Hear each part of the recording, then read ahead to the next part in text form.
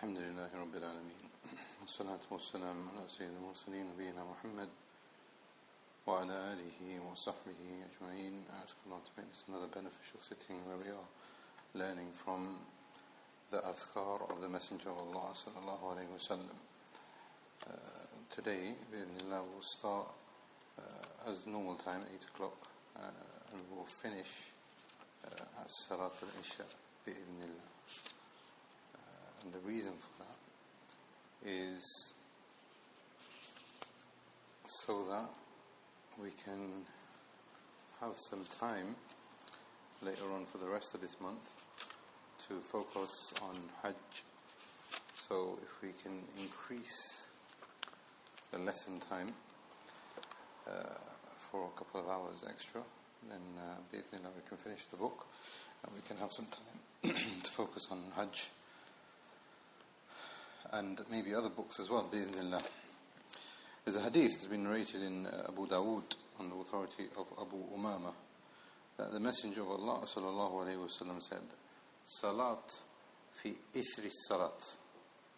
A salah which follows another salah and a person is waiting for it. La lagwa baynahuma. And there is no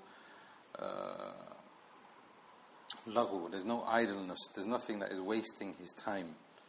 So he's prayed one salah, or he's sitting in the masjid waiting for a salah.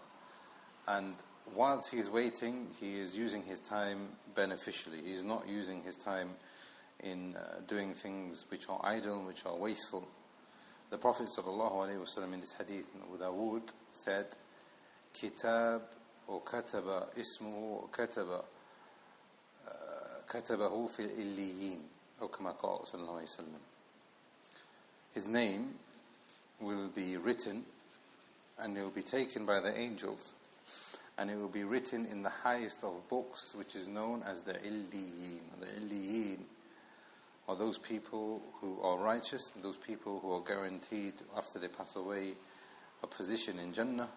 The Prophet ﷺ in this noble hadith has said that there are people in this dunya, when they are connected their souls and their bodies to the masajid and doing things which are beneficial for the sake of Allah, waiting for the salawat, and whilst they are waiting, they are not engaged in idleness.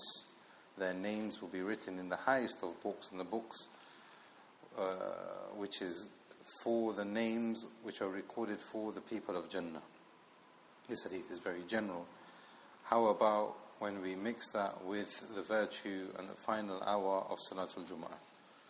How about all of those virtues that we know about of the day of Jum'ah? Sorry, not Salatul Jum'ah, on the day of Jum'ah. Whilst we are waiting in this final hour of this blessed day. So ask Allah that He records us as those people who are successful, and that He allows us to get closer to Him, and that He frees us and our loved ones from the hellfire so that we can have pleasure in the akhirah. From the books which are beneficial, from the books of the ulama especially, are those books which have different chapters with different topics. And you will find this in many of the books of the hadith, in the extensive books of tafsir, and some of these books are quite extensive. But what we have, with the grace of Allah, is something like Hisn Muslim, which has many different chapters, which are perhaps not addressed in other books, perhaps not addressed in other topics or other lectures or other articles, etc., that a person might come across. So, for example, today we are taking over from chapter number 34, which is the Dua al-Ham wal-Huzn, the Dua for anxiety and worries. It's unfortunate that there's a large number of our communities and Muslim communities, the Ummah, are suffering from anxiety and worries. Maybe there are books that are not authored specifically for this. Maybe there are people who want to seek guidance, especially in this. So from the barakah of books like this, Hisn Muslim, we can find various different topics gathered for us in just a few pages. So today, we're going to look at anxiety and worries. We're going to look at facing the enemy and when facing oppression. Again, something which is very real for the ummah. Dua and supplications said when a person is going through difficulty, when a person finds himself slipping in life, And then the author brings the Adhkar talking about visiting the sick. Again, something that we do on a regular basis. Visiting the sick, janazah, condolences, visiting the graves, etc. And some of these things, people often ask, well, what is the adab? What are some of the characteristics? What are some of the things that we should be doing when we are visiting the graves? And we find many people introducing innovations, whereas this book is highlighting for us the Adhkar, the procedures, the sunan of the Messenger of our Prophet ﷺ.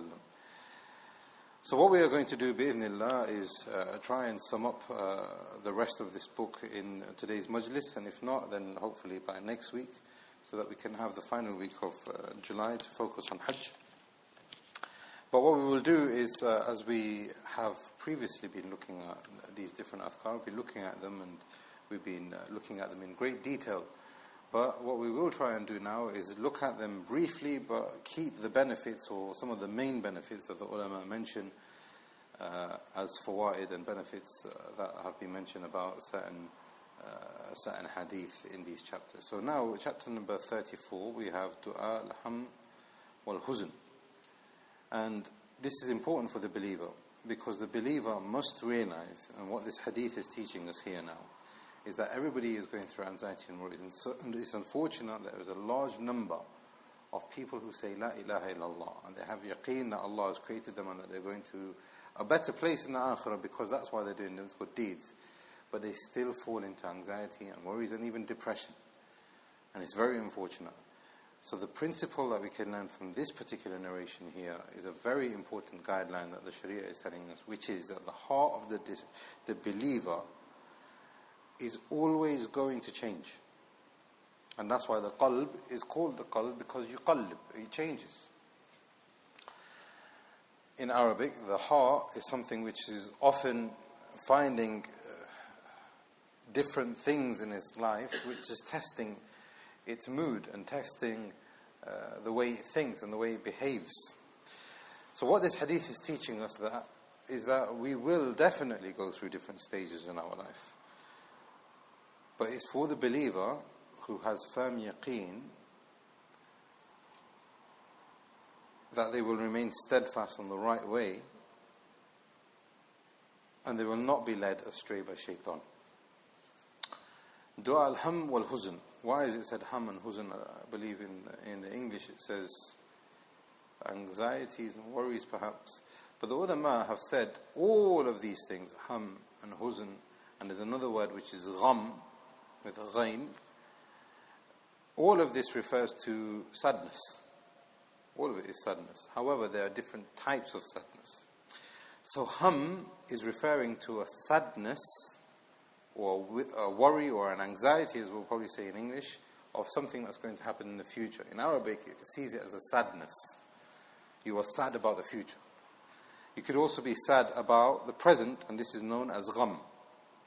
And you could also be sad about the past, which is known as huzn. Therefore, in English, we'll probably translate this as being anxiety and worries. Perhaps this is good. However, all of it is sadness.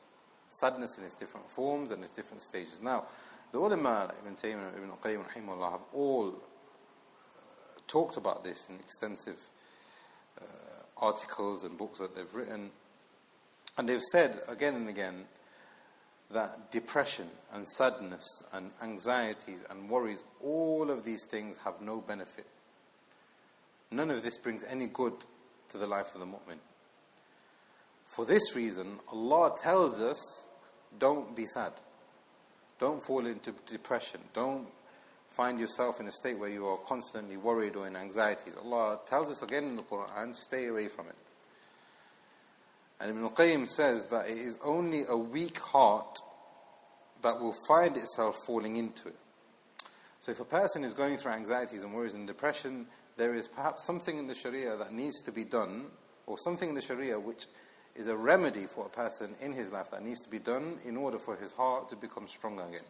And this is why we find this hadith. But before we go on to this hadith, Ibn al-Qayyim and Ibn Taymiyyah and others that have talked about it have said that Allah says in at least 6 places in the Quran, don't be sad. Don't fall into anxieties. Don't fall into worries. And they come in different scenarios. So Allah says about when the Prophet ﷺ was hurt and harmed on the day of Uhud, when they thought that their city was going to be ransacked, Allah said, وَلَا تَهِنُوا وَلَا تَحْزَنُوا.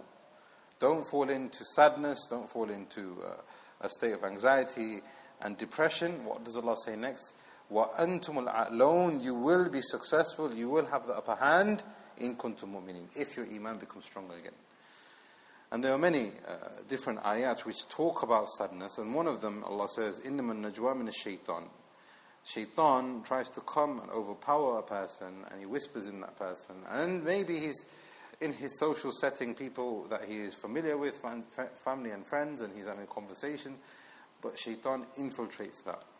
And Allah is saying, إِنَّمَا النَّجْوَى مِنَ الشَّيْطَانِ. Some of your private conversations, and now it's becoming even worse because you can converse without even being in the presence of a person. Some of these conversations and these gatherings, مِنَ الشَّيْطَانِ. Why? لِيَحْزُنَ الَّذِينَ آمَنُوا. So that he can create sadness and anxiety and worries for those people who believe. But Allah says in the rest of this ayah, وَلَيْسَ بِالضَّارِّهِمْ شَيْئًا إِلَّا بِإِذْنِ اللَّهِ وَعَلَى اللَّهِ فَلْيَتَوَكَّلِ الْمُؤْمِنُونَ. You see the remedy? None of that can harm you. Stay away from it, have dependency on Allah, strengthen your iman and tawakkul and your tawheed and all those other things, and then you will find the anxieties and the worries and the depression and all those things which can create even mental illnesses in a person, can be removed in a person's life. Ibn al-Qayyim, before we go on to the hadith, he says, if the heart is alive, it will understand that it is being tested. When you know that you are going through a test, you will do whatever you can to succeed in that test. You know that it's only temporary. That's only if your heart is alive. But if a heart is dead, when they are being tested, they will only increase in sadness because they don't realize that they're going through a test. They just think that the whole world is coming upon them. Such a heart will only find an increasing in sadness and depression and anxiety and worries, and they will not find a healing. Because the reason why is because that heart has become weak. Why is it weak? Because it has attached itself to the dunya, rather for the heart of the believer, which is alive, is attached itself to the akhirah. So no matter what you are going through in your life, as long as your heart is attached to the akhirah, it is alive, it is fresh, it is full of stamina, it is full of goodness and khair. No matter what you're going through, it doesn't matter what people call you, or how they harm you and they insult you, etc. They can debase you as much as they want, because those people are connected to the dunya. Therefore, when your heart becomes huzn and those things and the sadness and the depression, because this is what shaitan wants from you, you will then become connected to the dunya. When you become connected to the dunya, also that's when you find the healing will not penetrate and the success will be lost. So we ask Allah to give us all guidance and give relief to those Muslims who are facing anxiety and worries and depression in their lives, because there is a great deal of good that they already have but they don't realize it. So Ibn al-Qayyim rahimahullah says that the more the heart is alive, the more the pain will go away, and the more the person will find acceptance in his state, and he will actually embrace that. But the more the heart is dead, he will find more and more discouragement in his life, and he will feel that things are against him when they're not even against him. And all sense of hope will be lost. This is really, if you think about what we need to say about depression and anxiety, this is really sufficient, and is actually an explanation of the hadith in itself. But we will now look at what has been narrated and has been collected for us by Shaykh Sa'id rahimahullah. And what we learn, particularly from this hadith, which is again unfortunate, which is that many people don't know this hadith, and many people are weak in their iman, and many people don't know the purpose for why they are being created, and many people are attaching themselves in the dunya. So when we understand that and we are able to correlate the two, we will understand that most of mankind at some stage will be overwhelmed. Most of mankind will go through some kind of anxiety and worry and depression which will not escape. And this is why we find millionaires and even billionaires eventually committing suicide, people who think that they've got the dunya but they are not happy, they are not enriched. Why? Because there is a level of huzn which is not being taken away because they are attached to the dunya. But the dunya is not the reason why you're being created. The dunya is always going to escape you. So if you're trying to grab something which is always escaping, by mankind in their nature, they will constantly be chasing that thing, and when you can't get it, you'll become even more frustrated. And when the more frustrated you become, the more anxieties and the worry and depression. So it's irrespective of whether you believe in Allah or not, whether you believe in the Akhirah or not, this is the state of Bani Adam. Most of people will go through depression, anxieties and worries, except for those people who Allah has mercy on. Hadith number 120 is on the authority of Ibn Mas'ud, and it's being collected by Imam Ahmad, and it's being passed as Sahih by Shaykh al-Albani, who said, the Prophet ﷺ said, "Ma asab ahadun." There is not a person who goes through any kind of calamity, and the Prophet ﷺ said, "Ahadun qat." Any kind. "Ma asaba ahadun qat." There is no person on the face of this dunya that goes through any kind of calamity. Hammun wala huzn, any kind of anxiety or worry. And then he says this supplication here, "Illa adhhab Allah hamma wa huzna wa abdalahu makanahu faraja." And Allah will remove that anxiety and worry and that depression, and Allah will actually replace it for him with something of opening and something which is better. So what is this hadith? Allahumma inni abduk. And some of these narrations, I'm just going to go through the Arabic because you have the English there with you, and you can follow with the English. I don't think you've got it. We can follow there with the English with you when you get a chance, because then that will just take more time in translating when it's already been translated. Allahumma inni abduk, ibn abdik, ibn amatik, nasiyati biyadik, madin fiya hukmuk, adlun fiya qada'uk. Now until here, what we learn is that a person is admitting to Allah that He is the one that has created him, and that the person has full firmness and yaqeen and satisfaction in the qada and the qadr of Allah Jalla wa Ala. Adlun fiya qada'uk, justice. As'aluka bi kulli ismin huwa lak. Or I'll ask you by every single name that you have. Sammayta bihi nafsak, aw anzaltahu fi kitabik, aw allamtahu ahadan min khalqik. I ask you about all of the names that you have, the names that we know of and the names that we don't know of. And what the ulama take from this is that the names and attributes of Allah are unlimited. We can't even comprehend them. So which has become unfortunate as a misconception amongst many, is that Allah has 99 names and that's it. You can't limit Allah. Allah is not limited to 99 names. And the dalil for that, أو علمت أحد من خلقك أو استأثرت به في علم غيب عندك. There are names and attributes that we don't even know about Allah. There are names and actions of Allah that we don't even know about Allah yet. Therefore Allah is unlimited, Jalla wa Ala. And everything we affirm for Him without asking how, without imagining Him, without ascribing Him, without imitating Him to the creation. We affirm it in a way that befits His Majesty Jalla wa Ala. أو استأثرت به إن غيب عندك. And what we can learn from this also is that some of the believers will have more of the names and attributes of Allah and the Tawheed and the Iman as it strengthens in themselves than other believers. The stronger your Iman and your Tawheed and your names, the names and attributes of Allah and His actions and the Tawheed and Iman is stronger in you, the stronger of a believer that you will become. Therefore, if you want to become stronger in your Iman and in Islam, you need to go back to the names and attributes of Allah. So that Allah has taught certain names and attributes to certain creations that He's not taught to others. This is from the Anbiya and the Rusul also. And so now here's the dua. So all of this is tawassul to Allah. Oh Allah, I believe in you. I believe in your qada. I believe in your qadr. I believe that this thing that has befallen upon me is from you. And there's khair in it. But give me a way out. What is your way out? أن تجعل القرآن ربيع قلبي. That you make the Quran as something which is as a illumination and an enlightenment for my heart.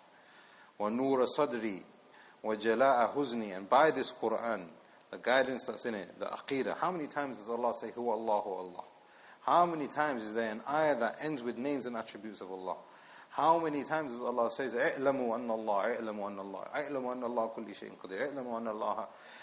How many times does Allah keep saying His name? Why? Because when you are coming away from the dunya and you are opening the mushaf and you are reciting the names and the attributes of Allah, you are reciting the kalam of the one who created you, you are sitting with Allah and His names. You are sitting with Allah and His attributes and His actions and His kalam. When you are sitting with Allah, Allah is saying in His own book, He's reminding you that, look, now you have turned away from the dunya. Now you have come and you're reciting from the Mus'haf of Allah. What you are doing now is you are purifying your heart. And the best way and the only way that you can do that is to remind yourself of Allah over and over again. Therefore, almost every single ayah in the Quran, it has a name of Allah with it. Why? Because Allah wants this Quran to be a rabi'a qalb, a spring for the heart, a refreshment, a reformation, wa noora sadri, an illumination, wa jala'a huzni, and by that names coming over and over again. Look at Allah, learn about something about Allah in this way, learn about something Allah in that way. Look at what Allah has done here and what He can do for you there. Through this Quran, your sadness will escape you.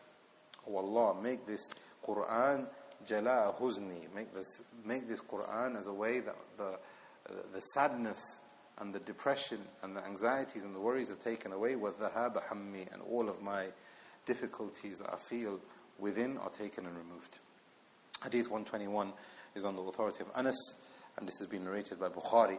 And the Prophet, and Anas said that the Prophet ﷺ, kana Rasulullah sallallahu alayhi wa sallam yukthir min hadha ad-du'a. Like he used to increase and he used to say this plenty. What is it? Allahumma inni a'udhu bika min al-hammi wal-huzn wal-ajzi wal-kasl wal-bukhli wal-jubn wa dala' ad-dayn wa ghalabat al-rijal. And we've looked at this when we were looking at the final tashahhud. And the Prophet ﷺ used to seek refuge in these things in the salah, outside the salah. And Anas was the khadim of the Messenger of ﷺ. Anas was with the Messenger of ﷺ even when he went to the bathroom, even when he went to the shower, when he went for ghusl, he was with him all the time. So when Anas is saying that the Prophet ﷺ used to say this a lot, it means that he used to say it plentifully, even outside of the salats. These are the two narrations that have been brought, but there are many that have been collected by the ulama, and some of them can be found in other books of dua. And from them, the ulama have collected them, and I'm not sure if this is available in English, but from them, there is a well-known and a long hadith which has been collected in Tirmidhi, and this is something I'm sure we've had the Imams recite in the witr, etc. And this is on the authority of Ibn Umar radiyallahu an, that the Prophet sallallahu alayhi wa sallam used to supplicate and say, Allahumma qsim lana min khashyatika ma tahulu baynana wa bayna ma'asik wa min ta'atika ma tuballighana bihi jannatak, until it carries on, wa min yaqeen ma tuhawwin alayna masa'ib ad-dunya, with the yaqeen that I'm going back to you. Oh Allah, make it easy with the calamities of the dunya. Calamities are going to happen, it's bound to happen. Make that easy for us. There are many narrations which talk about dua which are similar like this. Also there's another narration which has been narrated on the authority of Ammar ibn Yasir, that the Prophet sallallahu alaihi wasallam used to supplicate, Allahumma bi ilmika al-ghayb wa qudratika al-khalq ahyini ma 'allamta al-hayata khayran li. Oh Allah, make me carry on giving me life and keep me in this dunya as long as you know that staying in this dunya is good for me. Until where the Prophet ﷺ used to supplicate, Allahumma as'aluka khashyatika fil ghaybi wa shahada wa as'aluka kalimat al-haqqi fil ghadabi wa rida. And the narration continues where the Prophet ﷺ used to supplicate for being steadfast as long as life is good for him. So you're going through a calamity, you supplicate, oh Allah, if this is good for me, then continue. A person might be going through cancer. This is the dua. Oh Allah, make this good for me. If it's good for me, I'm going to see it through. If it's going to be good for my iman, make me continue in this. But if it is bad for me, then take me away from it. The Prophet ﷺ also used to supplicate, Allahumma farij al-ham wa kashif al-karb wa kashif al-gam, in another narration, mujib al-muddarreen, rahman al-dunya wal-akhir wa rahimahuma, irhamni al-yawm rahmatun wasi'ah tughnini biha an rahmatik an sawak. Oh Allah, you are the one that takes away anxiety. You are the one that removes difficulty. Oh Allah, you are the one who returns the dua and answers the dua of those people who are going through difficulties and hardships in their life. Have mercy on me, and the narration continues, have mercy on me with a vast level of mercy. So the point here is there are many different narrations that the author has not put down here. Maybe you can find that in certain books and trustworthy websites. But what we all can do, and something that we've looked at before also, is the istirja. Inna lillahi wa inna ilayhi raji'un. And there are many narrations which talk about how this actually brings peace of mind. And Allah says in the Quran itself, أُولَٰئِكَ عَلَيْهِمْ صَلَوَاتٌ مِّن رَبِّهِمْ وَرَحْمَةٌ. And those people, when they are going through a calamity, they say, Inna lillahi wa inna ilayhi raji'un. Upon them, Allah's mercy and the rahmah of Allah will come upon them. Also, there are narrations which say that you should send peace and blessings upon the Prophet ﷺ when you're going through anxiety and stress. This will bring relief. We've also looked at saying, Hasbi Allah. Hasbi Allah wa ni'mal wakeel. Hasbi Allah also. And there are many different things. And to be honest, we can talk about this extensively and it will probably take up the whole hour. But we have a principle in all of this, which is the Prophet ﷺ, and the Shaykh mentioned this when he came, Shaykh Abdullah Musallim. The Prophet ﷺ is giving us very important principles here, which is number one, don't be inactive. Principle number two, don't be negative. Principle number three, have tawakkul in Allah. And principle number four, be satisfied with the qadr of Allah. When you have these principles in your life, you will have all tranquility until you meet Allah. Don't be inactive. Don't be negative. Seek assistance and tawakkul in Allah and have acceptance to the qadr of Allah Jalla wa Ala. Chapter number 35 is about distress. And again, this is a continuation of Ham wal Huzn, but here we have Dua al-Qarb, which is distress.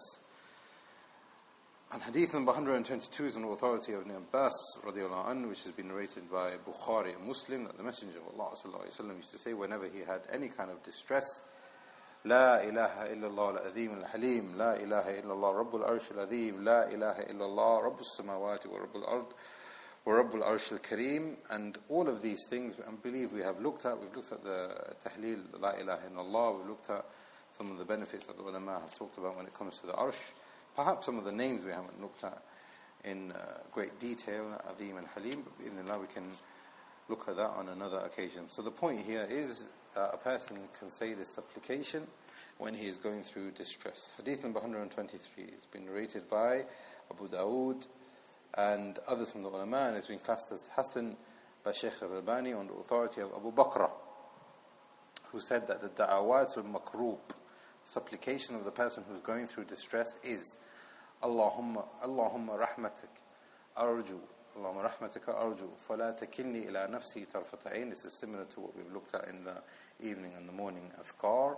Wa aslih li sha'ni kullah, la ilaha illa ant. Hadith number 124, the authority, which has been reported by Tirmidhi, that the Prophet sallallahu alaihi wasallam talked about the Dua of Dhu Noon. Who is Dhu Noon? Yunus alayhi salam.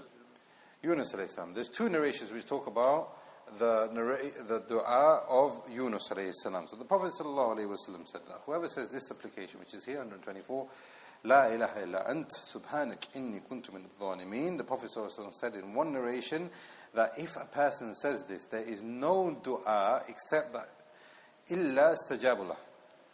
Illa istajaballahu lah. A person makes dua to Allah, he's going through distress, and in some point he's supplicating to Allah, he says, La ilaha illallah, there's no God except worthy of worship except you. How perfect are you? I have wronged myself and I have been oppressive.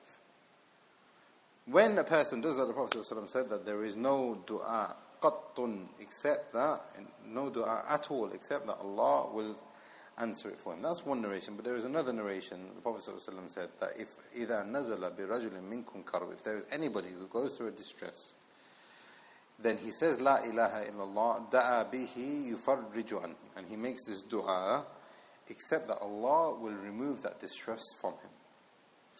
Hadith 125 is on the authority of Asma bint Umays radiallahu anha, that the Prophet sallallahu alayhi, and this has been narrated in Abu Dawood and it's been classified as Sahih by Shaykh al-Albani also, that the Prophet sallallahu alayhi wasallam said, if anybody is afflicted, ahadukum ghammun aw karbun, he's going through a sadness or distress, فَلْيَقُلْ اللَّهُ اللَّهُ رَبِّي Allahu Rabbi, la ushriku bihi shay'a, except that the distress will be taken away.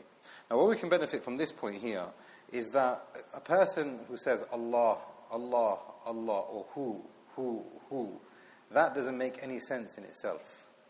If you look at, there is a full sentence here. So here we have Allah. Again we have Allah, but what is about Allah?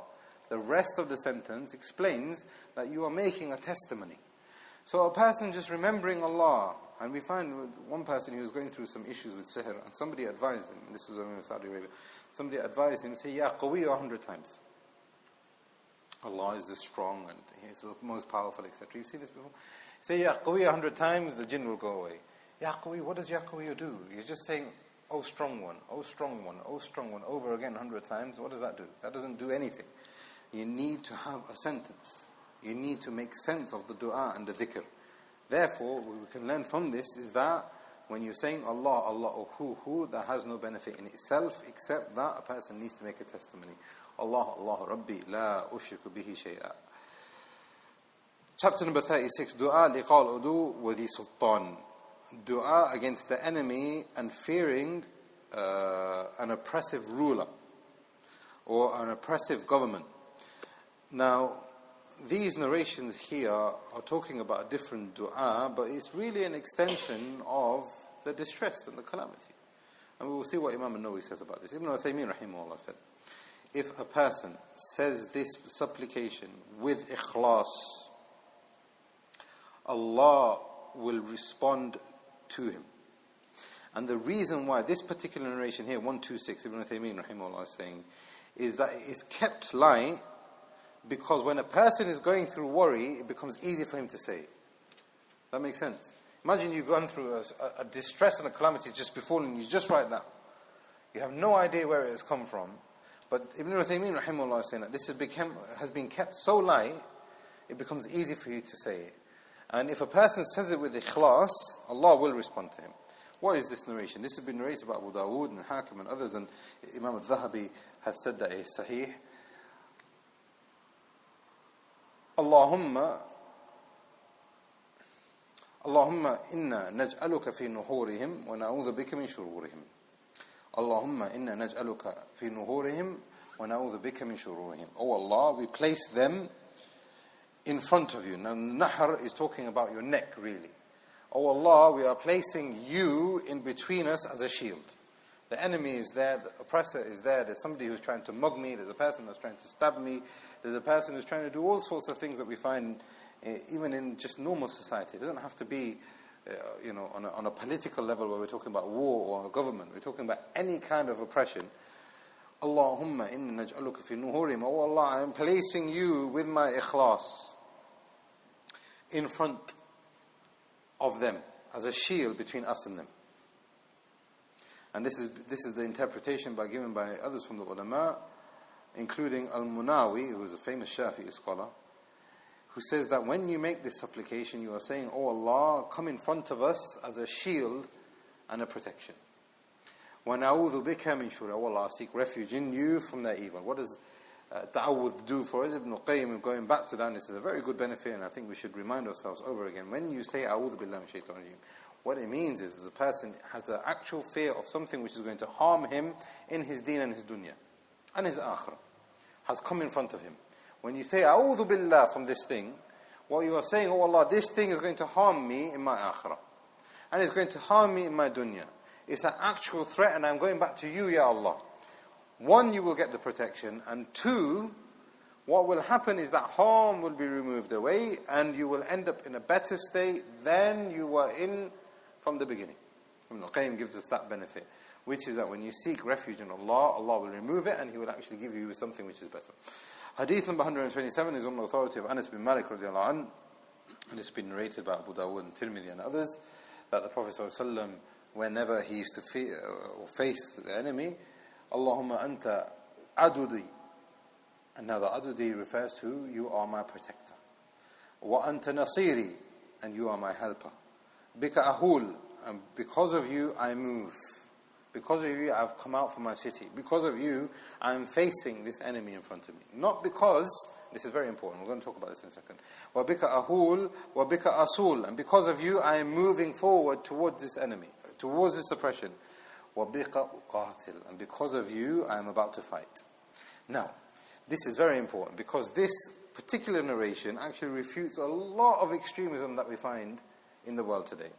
What does this hadith tell us? And there are many ulama who have explained this. So, I mean, what I'm saying is not particular to one particular alim who has mentioned this, but the ulama who have explained, the shurrah from the ulama of hadith have said, Allahumma anta adudi, oh Allah, you are my protector. What does that mean? I'm not forcefully going out and trying to have a violent altercation with another group of people. So the person is saying, when he is faced with an enemy, oh Allah, I'm asking your protection now because now it's getting real. Wa anta nasiri, and you are my helper.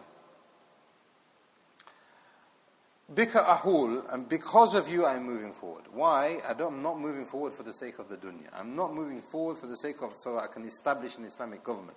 I'm not moving forward for the sake of fame or for the sake of compelling people to enter into Islam. Oh Allah, I'm moving for your sake to protect justice. وَبِكَ أَصُولُ, and because of you I am moving forward and I am continuing, I'm not going backwards. I'm seeing this as an act of worship, Ya Allah. وَبِكَ أُقَاتِلُ. Now, uqatil is very important. Why? Because there is a difference between qatal and muqatila. Ibn Hajar mentions this, and Shaykh Abdul Karim al-Qudayr, hafidhahullah, mentioned this also. Qatal, and this is another problem that we find in the Muslims, that we have in the English Muslims. So you find people open the book and say, look, fight, kill, strike, terror, all of these things are there, and these are all very bad translations. They might be literal translations, but it's not the actual meaning. The ulama have said that there is a difference between qatal and muqatal. Muqatala is annihilation. Whether you agree with me or not, I'm going to kill you. I'm not even going to tell you I'm going to kill you, I'm just going to annihilate everyone. And this is the idea of Daesh and ISIS and the extremists. They want to people, if you agree with us, khalas, that's fine. If you don't agree with this, we're going to kill you, even if you say La ilaha illallah. To the extent that they don't believe that Makkah and Medina is Dar al-Islam.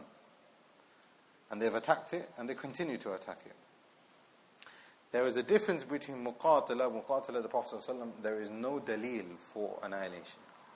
The Prophet ﷺ never said, I've been come as a muqatil or muqatala, or I've been sent as to enforce muqatala. Rather, the Prophet ﷺ talked about qatl.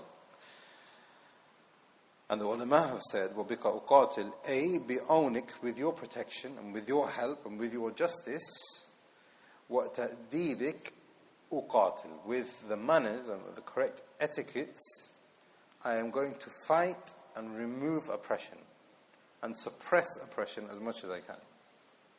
The purpose is not to kill, the purpose is not to fight.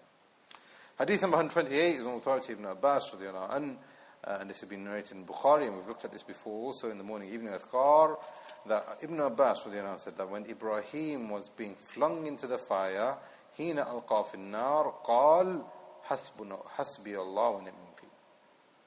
وقاله محمد, and Muhammad sallallahu alayhi wa sallam also said this, حين قال له الناس, when the people said to Muhammad, don't go out, the Quraysh are stronger than you and they will remove you and they will take over Medina and everything will be finished after that. إن الناس قد جمعوا لكم, the Prophet sallallahu alayhi wa sallam said, حسبنا الله ونعم الوكيل. And we've talked about how this word is very important, because what it is being mentioned in a positive light when you're going forward, when you're trying to do something right, you need the protection and the assistance of Allah, but also when you are trying to defend yourself, and that's why this has been narrated in this particular chapter here. Hadith number, or chapter number 37, Dua man khaf dhulm sultan. The dua that is being said against a person who fears against the oppression of the ruler or from the government or an authority. Hadith number 129 is on the authority of Ibn Mas'ud, and it's a very long one here, which has been narrated by Bukhari in Adab al-Mufrad, that the Prophet ﷺ used to supplicate, Allahumma Rabb as-samawati as-sabr, or you are the Lord of the seven heavens, wa Rabb al-arsh al-azim, kun li jar min fulan ibn fulan. And this is when you mention the name of the person. Oh Allah, be with me against such and such person. وَأَحْزَابِهِ مِنْ خَلَائِكِكَ, and his group of people, they are from your creation. أن يفرط علي أحد منهم أو يطغى. That any of them overcome me or they oppress me. عز جارك وجل ثناؤك لا إله إلا أنت. Honored is your protection. Praiseworthy is your magnitude, and there is no Lord worthy of worship except you. So now a person makes this supplication, Allah will enable and help the person. Now there is no doubt that Muslims are going through a difficult period at home and abroad. They're facing Islamophobia, they're facing xenophobia, they're facing all kinds of phobia, they're facing, tyranny and oppression everywhere. And we've talked about this before. What can you do about the people in China? What can you do about the people in Palestine and Syria and all these other places where there is oppression? What you can do, whether it's Muslims or non-Muslims for that matter, what you can do, the only thing you can do is to supplicate. There is nothing else. There's no point in you going through a political method or methodology or means. There is nothing. The Prophet ﷺ didn't do all of that. What we need to do is increase in our iman. And when we increase our iman, we realize that this is all from the qadr of Allah. Not that you become defeatist, but you become a realist. You realize that there is not much that you can do. And when you do that, you will realize that you, like we've said before, you have not been created for the purpose of the dunya. There are some people in this dunya who will have the highest level of Jannah, but they don't even speak Arabic. How do they get there? They are there with the Anbiya and the Rusul and the Shuhada. How did they even get there? He's not even memorized an ayah from the Quran. He only knows little bits. How did he get there? It's because the justice of Allah, He went through things in this dunya that none of us faced. The poor will enter Jannah 500 years before the rich of this ummah. There are so many narrations which teach us that, listen, the dunya is not your goal. And Allah Jalla wa Ala, if He wants khair for you, He will test you with things. He might not test you with things. He might make life very easy for you because Allah knows that it's khair for you.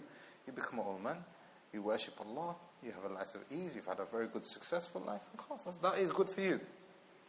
But it could be that Allah has created you for something else. Therefore, Allahumma Rabbus Samawati as-Sab, you are the Lord of all of everything there. The 7 heavens. Wa Rabbul Arsh al-Azim, the greatest of all creation, you are the Lord of it. What is my little heart? And I'm going through a heart attack. What is my little vein that is blocked? And you are the Lord of the Arsh. What is me, a little aspect of creation, and you are the Lord of the Arsh? Kun li jaran min fulan. Be with me against fulan. Fulan. And when you turn back to Allah, you increase in your iman and yaqeen. Wallahi, everything will change. We've seen this in the life of the Prophet ﷺ. And we've seen the opposite also. When the ummah had a decline. Why? Because they were further and further away from iman and dua and dhikr and practicalities. Now, I don't want to be very defeatist in this also, because you will find all sects and people saying, go back to Allah and increase in dhikr. But the point here is that you find a change in your life. You actually become better people. When you become better people, Allah will open a way for you. There is no doubt about that. But that can only start if there is a foundation. Help me against fulan ibn fulan wa ahzabi min khalaiq. أن يفرط علي أحد منهم أو يطغى. Oh Allah, help me that they oppress me and they overcome me. عز جارك وجل ثناؤك ولا إله إلا أنت. Another narration, 130. Allahu Akbar. And now,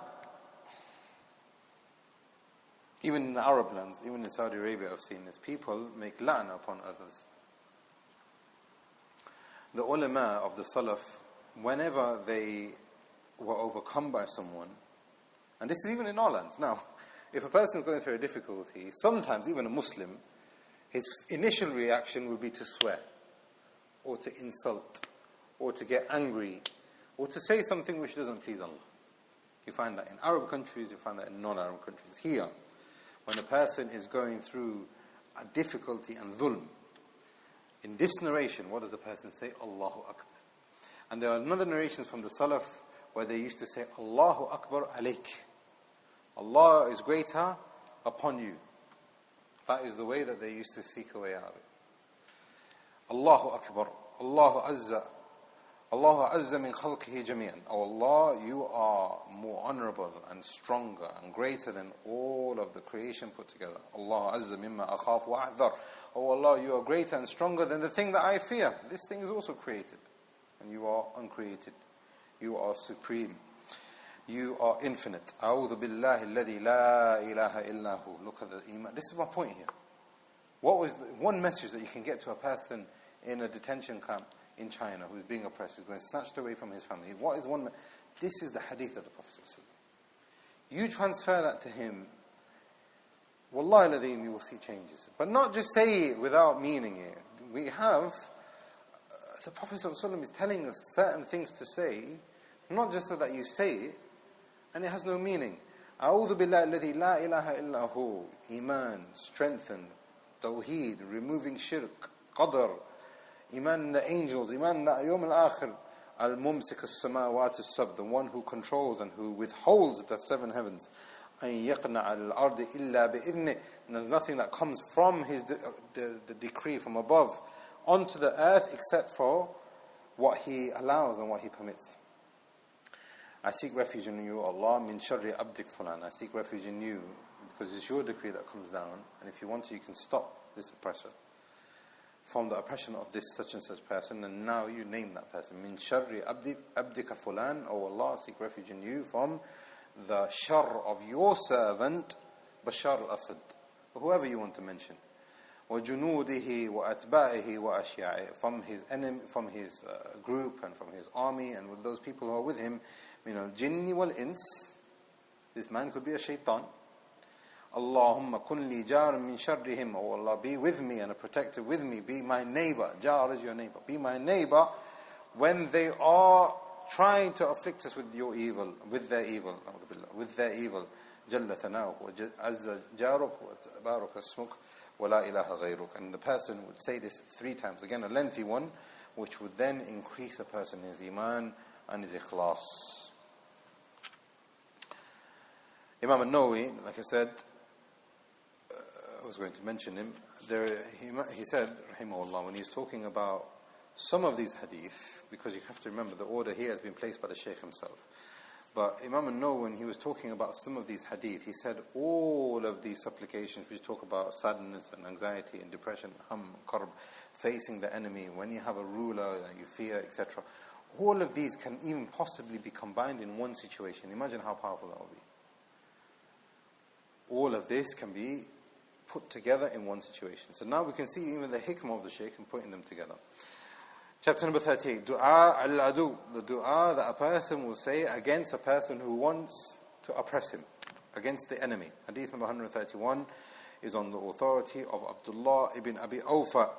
And other narrations have said that the Prophet ﷺ said this on the day of Ahzab.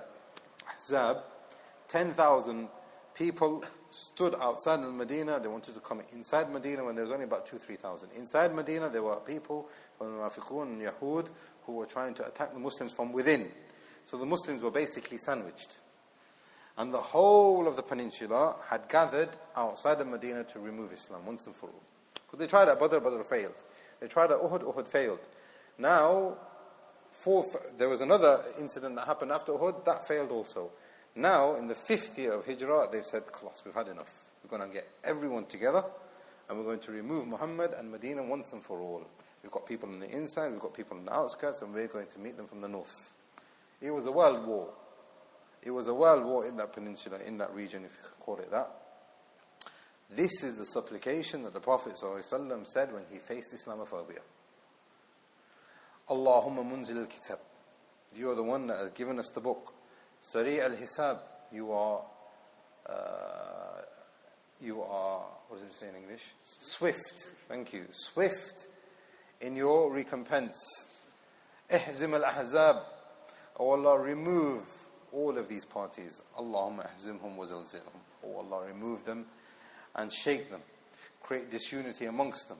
Oh Allah, remove the unity that they have amongst them. And this has been narrated in Muslim. Chapter number 39. Ma yaqul man khafa qawman. What a person should say if a person has a fear against a certain group of people. So now we have a distinction between facing an enemy on the battlefield and a group of people that you may fear. You're walking down the street. That might not necessarily be an army, but now we have a different scenario where a person can say something else. Hadith number 132 on the authority of Suhaib al-Rumi, Sinan. And this is now actually part of the long hadith between the story of the boy and the monk and the king. Very long hadith. We're not going to go through it because it's very long. But I'm sure everybody has come across this, where the boy, instead of going to the sahir, he kept going to the rahib, the monk. And the monk was teaching about tawheed. And every day he used to go out, his parents used to think that he was going to school, when in actual fact he's going to the masjid. If you look at it like that. And he's teaching tawheed. And eventually the monk has said, khalas, one day you're going to get found out. And when you get found out, it's over. Because tawheed, la ilaha illallah, was banned. Is there any parallel that we can see with certain countries? And of course you have. China, Islam is banned, more or less, for certain groups of people. So now, this young man said to the king, every time you plot against me, you will not be successful. Yaqeen, Iman, Qadar.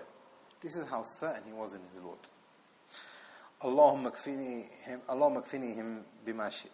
Oh Allah, protect me and be with me, or suffice me with whatever they are going to throw at me. So now they took him to the sea, they took him to the mountain, they took him all these different things they tried to do against him, and this supplication saved him every single time. This has been narrated by Muslim long hadith. What we can learn from this, as a benefit from this, is that what you do with your youth, and this has been mentioned by some of the ulama who explains, what you do with your youth will preserve you when you get older. What you do with your youth could destroy you and affect you when you get older. So now, a person who is young and he thinks, yeah, it's free, and I'll practice when I get older. No. When you are young, there are certain things which have an imprint for the rest of your life, and you can't remove some of those things. If it is based on Iman and Tawheed, that thing will only nurture and make you stronger. Ibn al-Qayyim rahimahullah, fitting in with this.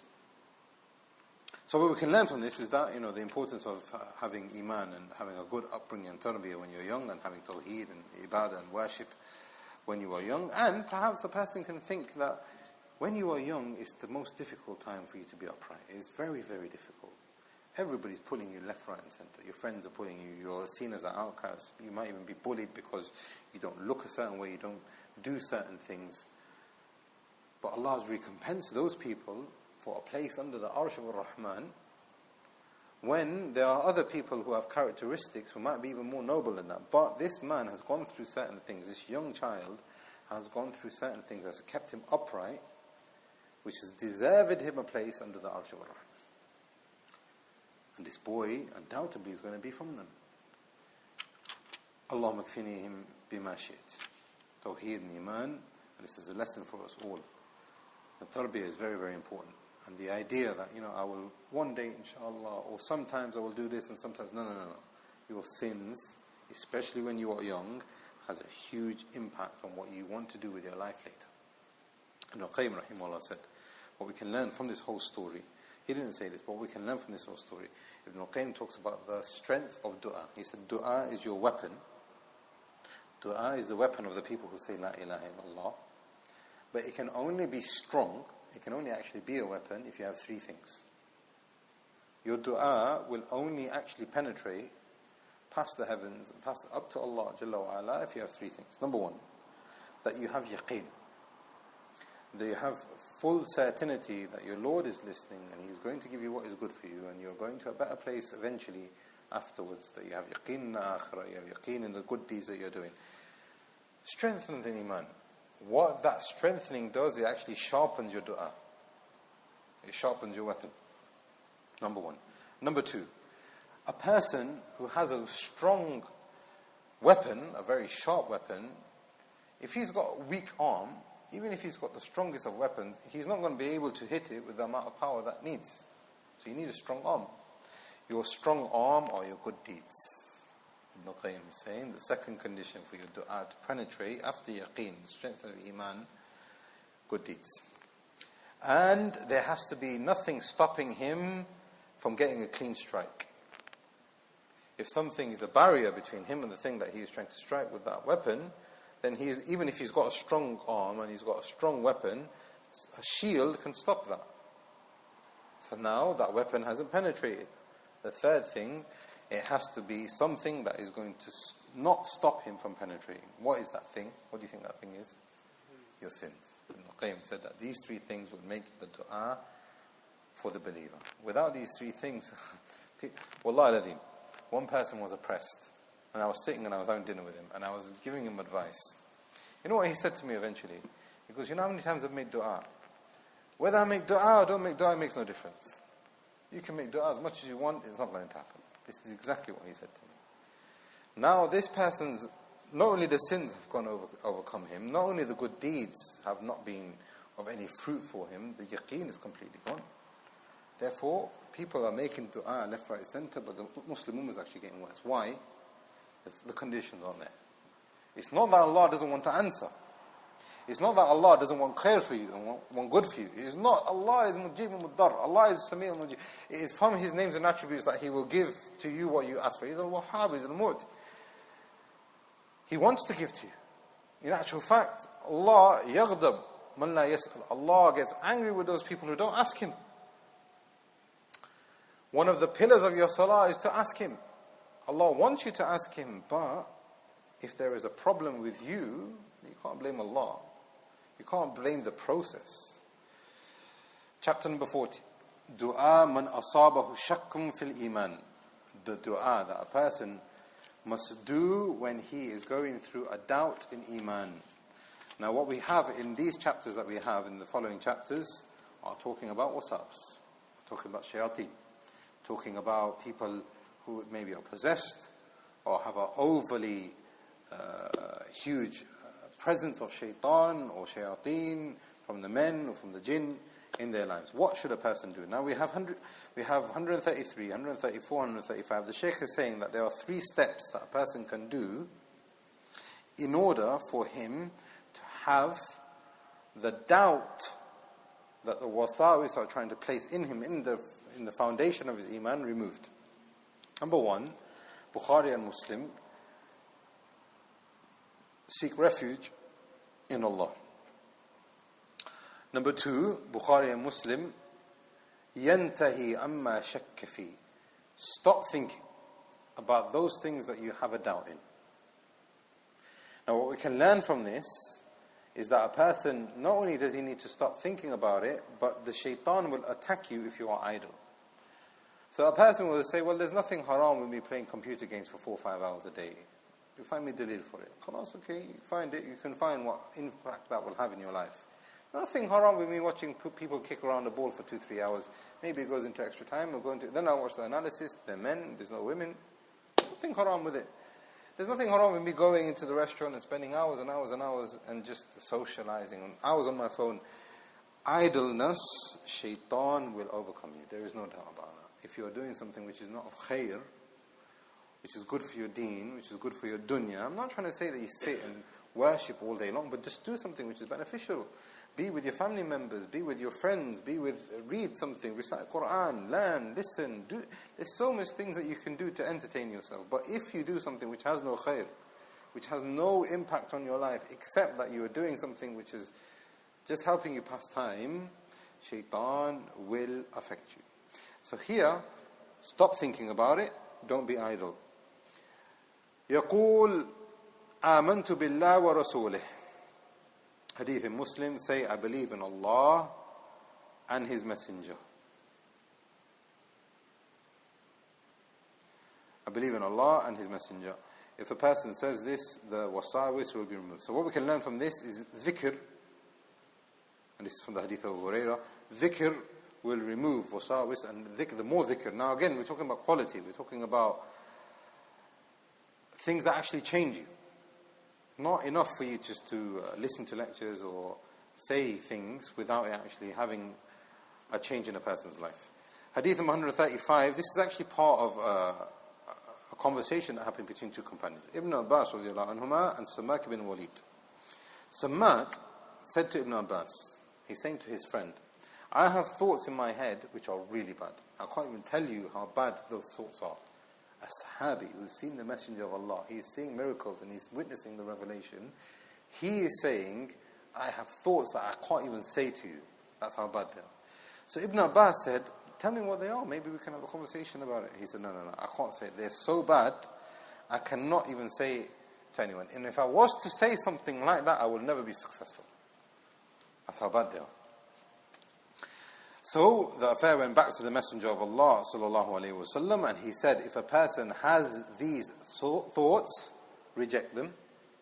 Stop being idle. It's not part of the hadith, but we can find. Reject them. Stop being idle and recite Huwa al-awwal wal-akhir wal-zahir wal-batin wa huwa bikulli shay'in alim. Now, these ayat actually give us an indication as to what Sammak was thinking. Sammak must have been thinking on the existence of Allah. He was thinking, how does Allah exist? I'm not sure. Ibn al-Qayyim is saying, in describing why a person should say this to remove wasawis, if a person has ideas about not the existence of Allah, these ayat, al-awwal, these names, will repel and refute these ideas. So what we can learn from this is that ilm refutes wasawis. The more you have of ilm, and the more you can reject these wasawis, the lesser of the influence of shaitan will happen in your life. You can only have that if you have iman and ilm and yaqeen.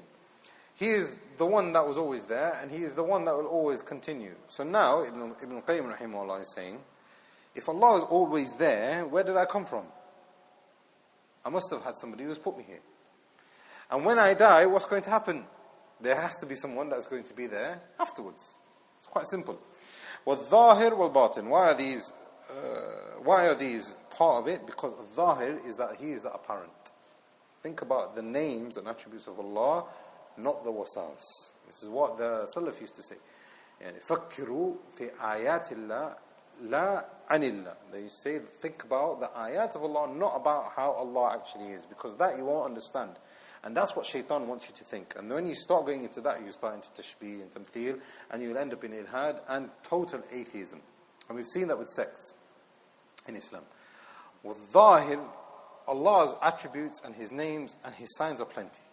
You can see even just a tree that is growing. And my son was asking me today, he's saying, what is the difference between a car being created and Allah's creation? He was asking me this genuinely. He was saying, sometimes I think that some things that humans create are actually better than what Allah creates. It's a good question though. And it's a question, this is from his fitrah. You can see it's from his fitrah. Why is he thinking about Allah in that manner? Because he wants to feel his fitrah. So I said to him, listen, when Allah creates, every single aspect of Allah's creation has a beginning, it has a peak, and it goes down again. Because Allah wants you to realize that there is a cycle. And you're going through that cycle, and the whole of creation is going through that cycle. Except that Allah has given you an honor. When you go through that peak and you start to decline, when you go down, you're going to come back up again, and there is not going to be no decline after that, if you are successful. But when a man makes a car, and no matter how beautiful that car is and how advanced that car is it going to go up and then down, or is it just going to go down? It's going to go down. There is no process of learning when it comes to... So that could be something which you might have more pleasure in, but there is a sign of Zahir. Al-Batin, Jalla wa'ala, He knows your inner affairs. So Sammak, don't worry, but just seek refuge in Allah. He knows what you are saying internally, and He knows that you are able to correlate. وَهُوَ بِكُلِّ شَيْءٍ عَلِيمٌ. Hadith, or chapter number 41, Dua qada ad-dayn, what a person should say when he is paying off a debt. Hadith number 136 on the authority of Ali is also being narrated. Sorry, this is the hadith of Ali. And Anas has narrated this also, and he said, I will teach you of a dua.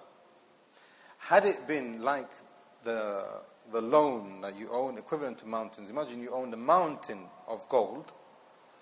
If you said this dua, Allah will help you to pay it off, without any doubt. Allahumma kfini bihalalik and haramik, wa agnini bifadlika amman siwak. It's been narrated by Tirmidhi.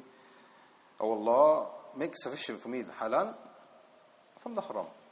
I was having a conversation with someone today.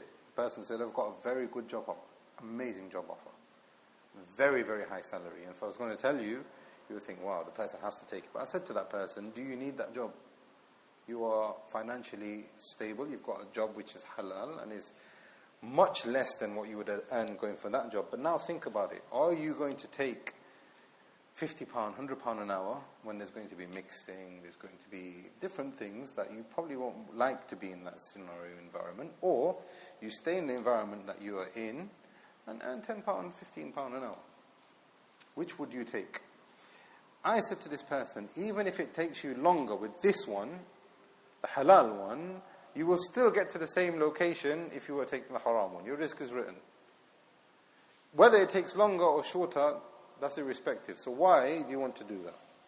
Now, a person will say, well, I have to mix. You're going to say, I can't mix. You can't go to an environment where there's no music and all of that. I'm not saying that. And this is one of the things that Muslims don't weigh up all the time. If there is a halal option, you have to take the halal option. However, if there is a haram option, then you have to look at the lesser of the haram. It's quite simple. You can't just say, well, khalas, everywhere is mixed and I'm just going to go to the worst haram scenario because everything else is bad as well. No, you have to seek what is appropriate. Allahumma kfini bihalalik. Allah, give me what is halal and make that sufficient for me. An haramik. Wa aghnini bifadlika min siwak. And if you have that, Allah will facilitate it for you. And this is talking about paying off loans. Hadith number 137. اللهم إني أعوذ بك من الهم والحزن والعجز والكسل والبخل والجبن ودلع الدين وغلبة الرجال. We talked about this in the hadith of Abu Mama in Abu Dawood. This in particular narration here is about Bukhari, as the footnote says. And what we can learn from this is that the author and others from the ulama have said that it's not from the Adhkar Salat Masah. When the Prophet ﷺ said, say this in the morning and the evening, it is talking about be plentiful in this dua, not necessarily part of the Adhkar as-Sabah and Masah. Chapter number 42, Dua al-Waswasah fi as-Salah wal-Qira'ah. Yes, the shaitan will come to you in Salah and Qira'ah. Ibn al-Qayyim rahimahullah said, shaitan wants you to be away from Allah. And he doesn't want you to worship Allah, he doesn't want you to believe in Allah and all those things. But he realizes, shaitan, he realizes that there's going to be a time that there's going to be a group of people that are going to believe in Allah. He realizes this. So what he does is he lets you. He's going to try and attack your La ilaha illallah, of course, slowly, but he's not going to say to you, don't believe in Allah, because you know that's not going to work. What he's going to do, Ibn al-Qayyim is saying it, what he's going to do is going to affect you in your salah and your qira'ah. The very thing that you think you're getting closer to Allah in, he's going to use that against you to turn you away from Allah. Look how evil this person is. This is why this is Ibn al-Qayyim's benefit. Ibn al-Qayyim rahimahullah said, that's why we should seek refuge in Allah in all circumstances, but especially before we recite the Quran. So a person now understands the hikmah of saying A'udhu billahi minash shaitanir rajim even before mentioning Allah's name, before reciting the Quran. Why? To remove that obstacle, so that anything that is left nothing is left except Bismillahir Rahmanir Rahim, from your mercy, Allah help me benefit. Open the Mus'haf, start reciting. And this is the case when you're reciting from the Mus'haf and when you are in your Salat. So this hadith here, 138, is from the hadith of Uthman ibn Abi As, who complained to the Messenger of Allah, I have a lot of Wasawis. Just like Ibn al-Qayyim is saying, the best of people face this. Imagine us. The Prophet ﷺ said, that is a shaitan and his name is Khanzab. They have weird names. And these weird names, you will find them in popular media, in popular entertainment, and people coming up with names. You think, oh, that's a cool name. I mean, I've not heard it before. Be careful. Khanzab. You probably never heard of that name before. You probably never hear of it again. Khanzab is the name of the shaitan. And he wants to create confusion when you're reciting and when you're in your salah. If you get this, spit dryly on your left. A'udhu billahi minash shaitanir rajim 3 times. This is from Sahih Muslim. Now the correct way of seeking refuge in Allah in this manner, or spitting, is that it should be dryly. And we find that when people do Ruqyah, sometimes they do it forcefully. That's not the point. The point is to do it dryly. 43, chapter number 43, and this is from the hadith of Anas, which is Dua man ista'sab alayhi amr, when something becomes difficult for him. This has been narrated by Ibn Hibban and others, and has been classed by Sahih by Imam al-Nawawi and others as well. So there is some weakness in this. However, it's been accepted broadly by the ulama. When something is difficult for you, and it's narrated that the Prophet ﷺ said, Allahumma la sahla illa ma ja'altahu sahla, wa anta taj'al huzna in shi'ta sahla. There is nothing except that if you make it easy, it will be easy. And if you want, you can make even the most difficult and the most depressing and the most worrying situation easy. You do that, you will find ease. Chapter number 44. مَا يَقُولُ وَيَفْعَلْ مَنْ أَذْنَبَ ذَنْبًا. What a person should say or do. Why is there say and do here when he does a sin? Because there are certain things that you can say if you sin. But there are certain things that you can say and do when you sin. This is from the hadith of Ali radiallahu anh. And it's been narrated here, Abu Dawud and Tirmidhi. And it's been classed sahih by Shaykh al-Albani. Ali radiallahu anh, in this hadith, is quite long. And he says, I used to be a young man. And I used to walk around the companions, and I used to be with the Prophet ﷺ, I used to be with the companions, and I used to just like to seek benefits. I used to go visit companions, and I used to seek benefits. I was a young man, I used to learn from them. And he said, one of the things I benefited from is something I learned from Abu Bakr, companion narrating from a companion, Khalif narrating from a Khalif. He said, Abu Bakr radiallahu an was taught by the Messenger of Allah sallallahu alayhi wa sallam, hadith number 140, that there is no person who commits a sin except that he purifies himself, فَيُحْسِنُ الطُّهُورِ, that he does wudu very, very well. Then he prays rak'atain with ikhlas.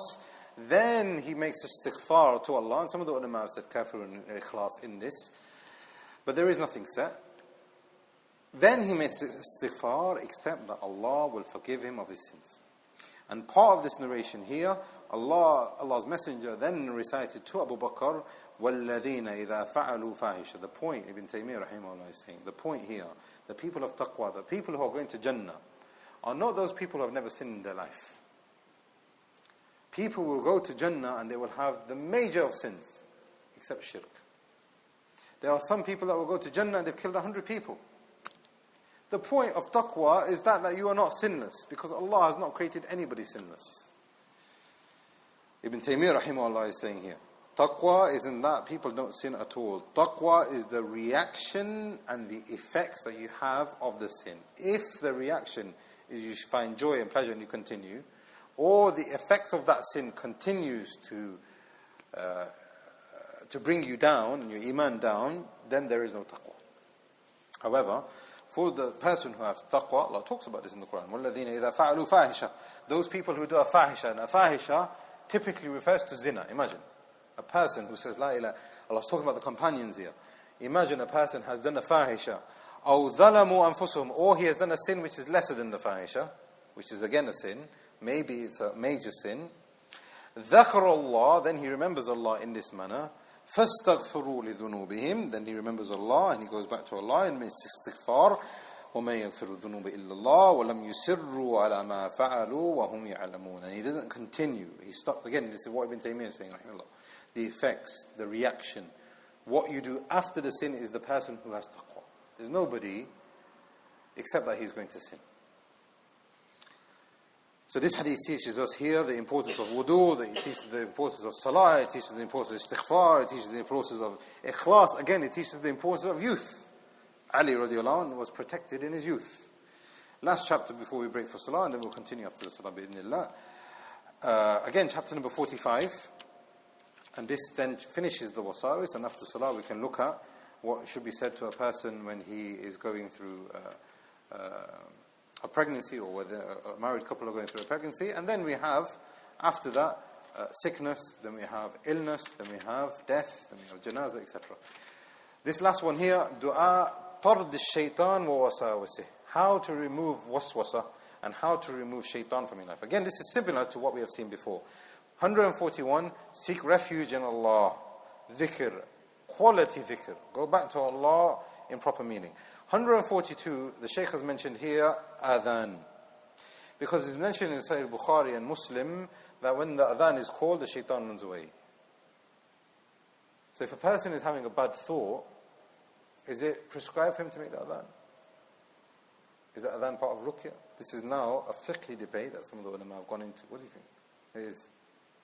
Is that what is meant by the Prophet ﷺ when the Prophet ﷺ saying that when you make the Adhan, the shaitan flees? Is that what is meant that the Prophet ﷺ is saying here, that if you want to get rid of shaitan, and a form of a ruqyah, if you just want to dispel shaitan, you could be at home and you have a bad thought and then you make the adhan. Is that what the Prophet ﷺ meant? Or is it khabar, is it information that the Prophet ﷺ is saying that when the adhan is called, the shaitan flees? You see the difference here. So the Hanafis and the Shafi'is say, no, the adhan can be a form of ruqyah. It can be, that's why you say when the person is born, it can be a form of protection, it can be a form of dispelling the wasawis. However, others from the ulama have said that is not the correct understanding. What seems to be the correct understanding, because there is no dalil that the Prophet ﷺ used the adhan as ruqyah. There is no dalil where the Prophet ﷺ encouraged the person to dispel shaitan by making the adhan. And this is the opinion of Ibn Taymiyyah, rahimahullah, and others from the ulama. And he said, and this is the proof here in itself, that we have extensive dalil where the Prophet ﷺ said, if you have waswasah, do this. If you have waswasah, do that. If you have ham and huzn, do this, do that. He never said to remove wasawis, make the adhan. And this seems to be the correct opinion, even though the Shaykh has put it down here. What seems to be the correct opinion is that shaitan removing wasawis, the adhan is not prescribed for that manner. Hadith number 143 is Adhkar wa qira'at al-Quran, and we've looked at that before also.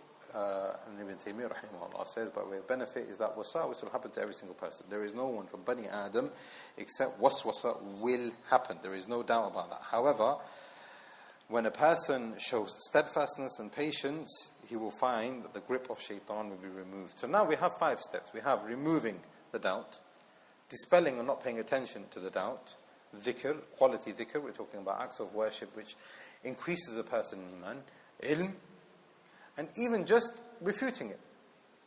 You still got some urine on you? No, I don't. Even if you do, will you be forgiven or not? رَبَّنَا لَا تُؤَاخِذْنَا إِن نَسِينَا وَأَخْطَأْنَا. Your salah will still be sahih. The shaitan wants you to go into wasawis. This is just one example, but there are plenty. Ask Allah to make this beneficial for us all. Bi-idhnillah, after the salat, we'll continue with Hisn Muslim here, with the dua for a person, what he should say when giving congratulations to the newborn. Ask Allah to make this beneficial for us all. Wallahu a'lam wa sallallahu ala nabiyyina Muhammad wa ala alihi wa sahbihi.